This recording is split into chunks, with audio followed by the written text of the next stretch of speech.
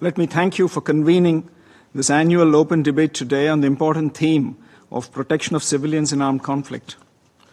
The world is witnessing a surge in armed conflict, and the civilians continue to be victims of such conflicts. It's highly alarming to see that in 2024, as per ICRC records, the number of victims affected by armed conflict has increased, with 56,000 cases registered of missing persons alone. It's a paramount responsibility of the national governments to create a conducive environment where civilians are safe and secure. While we acknowledge the national responsibility, we should not ignore the adverse impacts of all forms of terrorism, including those emanating from across borders in today's debate on protection of civilians. It is needless to mention that the terror entities have gained significantly enhanced capabilities by having access to new and emerging technologies, which present us with new threats, particularly to the civilian populations. In this regard, the efforts of the Council and of the international community should be directed at assisting national authorities in developing capabilities and capacities to protect civilians. It's unfortunate that the parties to the armed conflicts continue to attack civilian populations, particularly women, children, and other vulnerable groups, as well as indispensable civilian infrastructure, such as hospitals, by projecting them as legitimate targets. Regrettably, during armed conflicts, civilians, including women and children, are used as human shields for military operations and terrorist activities. Therefore, it is paramount that the international community resolves to take concrete actions towards the implementation of relevant Security Council resolutions that have been previously adopted.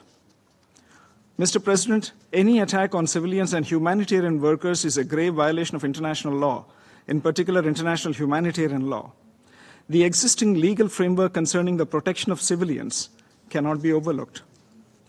Respect for principles of the UN Charter, including sovereignty and territorial integrity of member states, should remain the basis for all actions taken by the Council for the protection of civilians.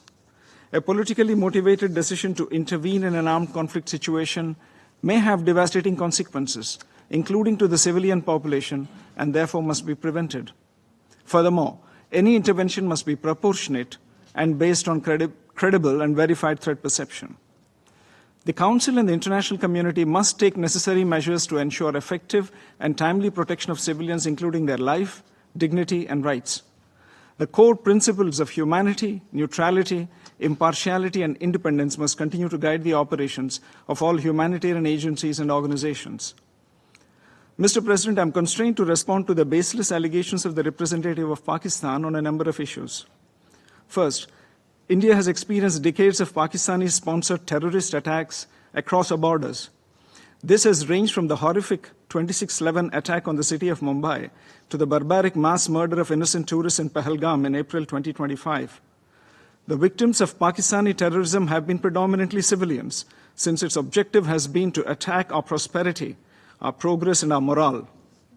For such a nation to even participate in a discussion on protection of civilians is an affront to the international community. Second, Pakistan has repeatedly used a civilian cover to advance the cause of terrorism. We just recently saw senior government, police, and military officials pay respects at the funeral of noted terrorists targeted by Operation Sindoor. A nation that makes no distinction between terrorists and civilians has no credentials to speak about protecting civilians. Third, earlier this month, the Pakistani army deliberately shelled our border villages, killing more than 20 civilians and injuring more than 80. There was intentional targeting of places of worship, including gurudwaras, temples, and convents, as well as medical facilities. To preach at this body after such behavior is grossly hypocritical. Let us be clear. Protection of civilians should not serve as an argument for protection of UN-designated terrorists. The international community must come together on zero tolerance for terrorism and calling out those who sponsor and defend it. In conclusion, Mr. President, my delegation reaffirms its commitment to working in close cooperation with the international community to alleviate the suffering of civilians affected by armed conflict. I thank you, Mr. President. I thank the representative of India for the statement.